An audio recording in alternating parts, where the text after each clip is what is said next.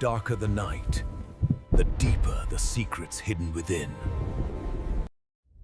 तो आज हम एक ऐसी गुत्थी पर बात करने वाले हैं जो सच में 21वीं सदी के यकीन को हिलाकर रख देती है। एक बहुत ही अजीब कहानी है। हाँ बिल्कुल।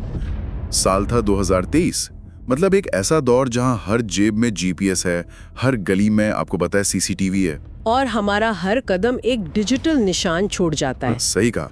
हमें लगता है कि अब कोई राज नहीं रह सकता, लेकिन पनवेल के जगताप परिवार की कहानी वो इसी यकीन पर एक बहुत गहरा सवालिया निशान लगाती है।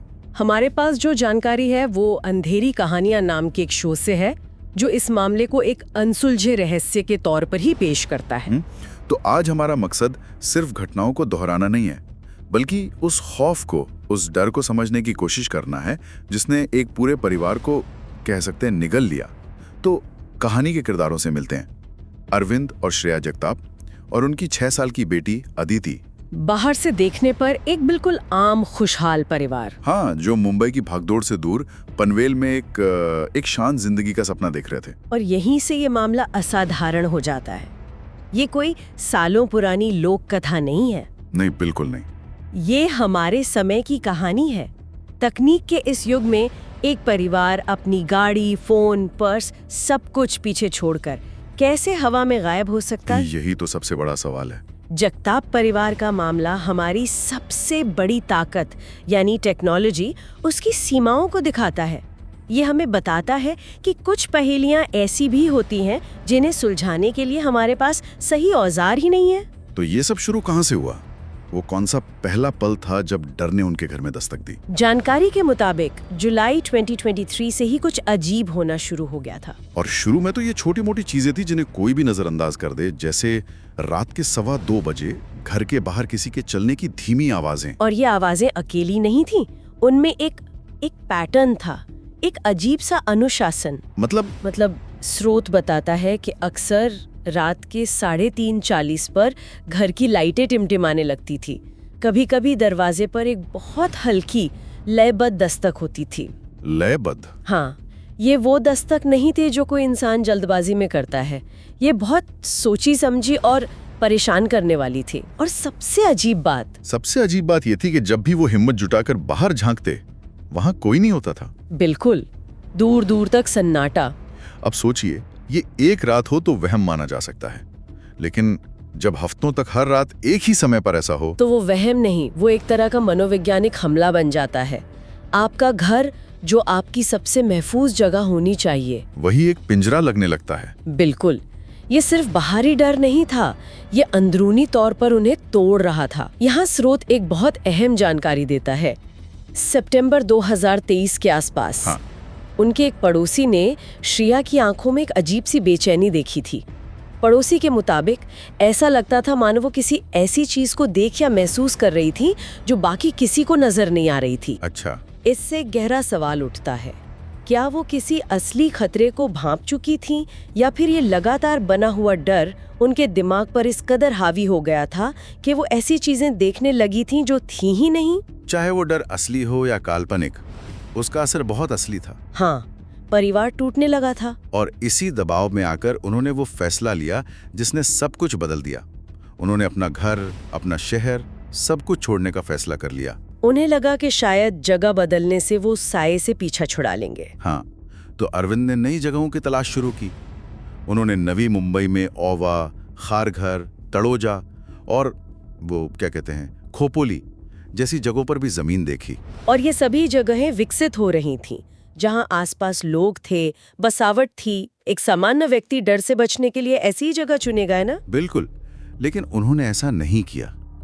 उनका आखिरी चुनाव ही इस कहानी की सबसे अजीब परतों में से एक है। उन्होंने इन सब जगहों को छोड़कर पनवेल की ऊंची धुंध में लिपटी पहाड़ियों के बीच 40 एकड़ की एक पूरी तरह से वीरान जमीन चुनी।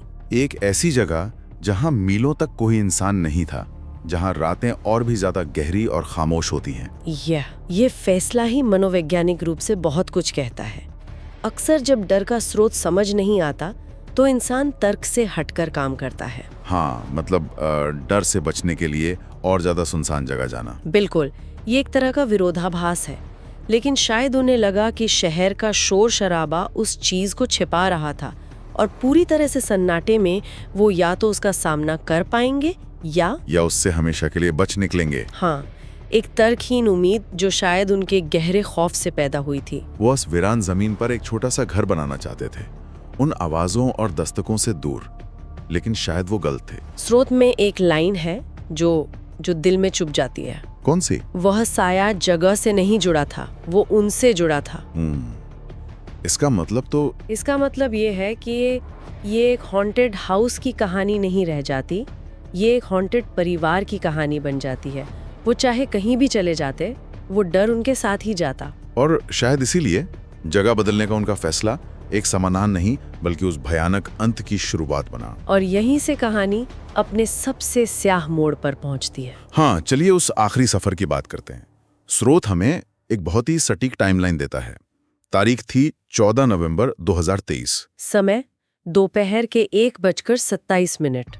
जगताप परिवार अपनी सफेद एसयूवी में बैठकर उसी वीरान जमीन की ओर निकला। ये वो सफर था जिससे वो कभी वापस नहीं लौटे। 2 दिन तक उनसे कोई संपर्क नहीं हुआ। फिर 16 नवंबर 2023 की शाम 5:48 पर पुलिस को उनकी कार मिली। एक कच्चे सुनसान रास्ते पर लावारिस खड़ी हुई। और जो मंजर था वो बहुत अजीब था। कार का दरवाजा आधा खुला था, जैसे कोई बेहद जल्दबाजी में उसे बाहर कूदा हो। हाँ, लेकिन अंदर का नजारा और भी ज्यादा परेशान करने वाला था। अंदर सब कुछ अपनी जगह पर था। दोनों के मोबाइल फोन, अरविंद का वॉलेट जिसमें कैश और कार्ड्स थे, पानी की बोतलें, सब कुछ जस का तस था। मतलब लूटपाट का तो कोई सवाल ही नहीं था। बिल्कुल नहीं। लेकिन एक चीज थी जिसने पुलिस को भी हिला के रख दिया।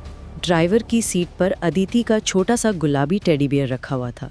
जरा सोचिए, एक 6 साल की बच्ची अपना सबसे पसंदीदा खिलौना तभी छोड़ेगी जब हालात बहुत ज्यादा खौफनाक हो। वो टेडी बियर सिर्फ एक खिलौना नहीं था। नहीं, वो उस पल की दहशत का गवाह था।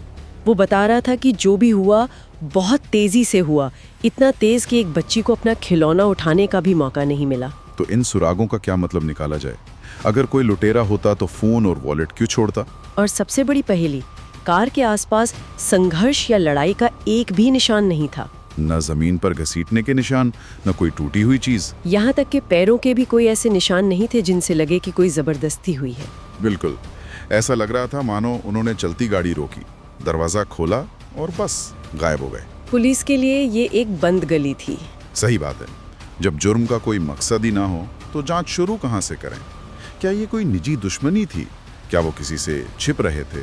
या कुछ और ही था? महीनों तक ये सवाल सिर्फ हवा में तैरते रहे। हफ्ते गुजरे, फिर महीने, खोज अभियान चले, लेकिन कोई सुराग नहीं मिला। धीरे धीरे उम्मीदें दम तोड़ने लगीं।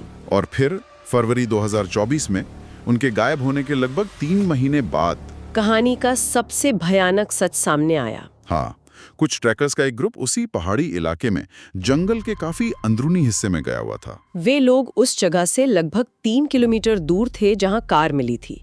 घना जंगल, जहां पहुंचना भी आसान नहीं है। और वहां पत्तों और झाड़ियों के बीच उन्हें वो मिला जिसने इस केस को हमेशा के लिए बंद कर दिया। उन्हें 3 इंसानी कंकाल मिले। फोरेंसिक जांच ने पुष्टि की कि वो कंकाल अरविंद, श्रेया और अदिति जगताप के ही थे। और स्रोत के मुताबिक तीनों कंकाल एक दूसरे के पास थे। एक ऊंचा कंकाल जो शायद अरविंद का था, एक बहुत छोटा सा जो अदिति का था, और उनके बीच में श्रेया का कंकाल। वे अंत तक एक साथ थे। ये स्थिति दिल दहला देने वाली है, लेकिन ये एक बात साफ करती है। हाँ, कि उनका जो भी अंत हुआ, उन्होंने उसका सामना एक परिवार की तरह किया। वे बिछड़े नहीं थे। लेकिन ये एक और बड़ा सवाल खड़ा कर देता है, वे अपनी कार छोड़कर बिना किसी सामान के 3 किलोमीटर पैदल चलकर उस घने जंगल के बीचों बीच पहुंचे कैसे? और क्यों? और यहाँ इस रहस्य की सबसे बड़ी, सबसे परेशान करने वाली और विज्ञान को चुनौती देने वाली परत सामने आती है। फोरेंसिक टीम ने हर तरह की जांच की, लेकिन मौत का कारण अज्ञात है। अज्ञात। इसका मतलब सिर्फ ये नहीं कि उन्हें पता नहीं चला, इसका मतलब है कि मौत का कोई भी ज्ञात कारण मौजूद ही नहीं था। मतलब कोई चोट नहीं, कंकालों पर किसी भी तरह की चोट, खरोंच या फ्रैक्चर का कोई निशान नहीं था। उनके शरीर में किसी भी तरह के जहर का कोई अंश नहीं मिला, और किसी जानवर का हमला नहीं, किसी जंगली जानवर के हमले का कोई सबूत था। तो फिर हुआ क्या था? क्या ये मुमकिन है कि 3 लोग, एक पुरुष, एक महिला और एक बच्ची की मौत हो जाए और उसका कोई शारीरिक सबूत ही ना बचे? अगर ये कोई दुर्घटना नहीं थी, कोई हमला नहीं था और आत्महत्या का भी कोई संकेत नहीं था, तो हम किस चीज की बात कर रहे हैं? विज्ञान यहाँ आकर खामोश हो जाता है। और विज्ञान की एक खामोशी ही इस मामले को इतना डरावना बनाती है। फोरेंसिक एक्सपर्ट्स सबूतों के आधार पर काम करते हैं। वे बता सकते हैं कि गोली किस एंगल से लगी या जहर कौन सा था। लेकिन जब कोई सबूत ही ना हो तो वे क्या बताएंगे? हाइपोथर्मिया, भुखमरी, ये संभव है, लेकिन ये इस सवाल का जवाब नहीं देते कि उन्होंने अपनी कार और सारा सामान छोड़कर जंगल में 3 किलोमीटर पैदल चलने का आत्मघाती फैसला क्यों किया। उनका व्यवहार किसी भी तर्कसंगत सर्वाइवल पैटर्न से मेल नहीं खाता। बिल्कुल। तो अगर हम सारे अनसुलझे सवालों को एक साथ रखें, वो अपनी कार छोड़कर क्यों निकले? वो उस खास दिशा में 3 किलोमीटर तक क्यों चलते रहे? क्या वो किसी चीज से भाग रहे थे या किसी चीज की तरफ जा रहे थे?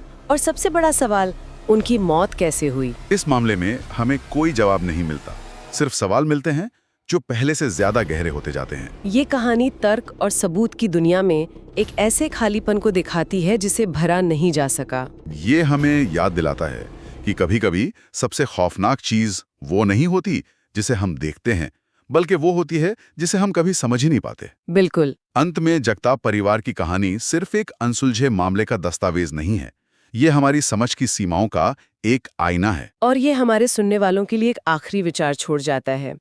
जब विज्ञान, तर्क और तकनीक, वे सारे तरीके जिन पर हम भरोसा करते हैं, जवाब देने में नाकाम हो जाते हैं, तो पीछे क्या बचता है? खामोशी। सिर्फ एक खामोशी, एक ऐसी खामोशी जो किसी भी शोर से ज्यादा असरदार होती है। ये मामला हमें सोचने पर मजबूर करता है कि क्या कुछ रहस्य सुलझने के लिए बने ही नहीं होते? क्या कभी-कभी जवाब की गैर मौजूदगी ही अपने आप में पूरी कहानी होती है?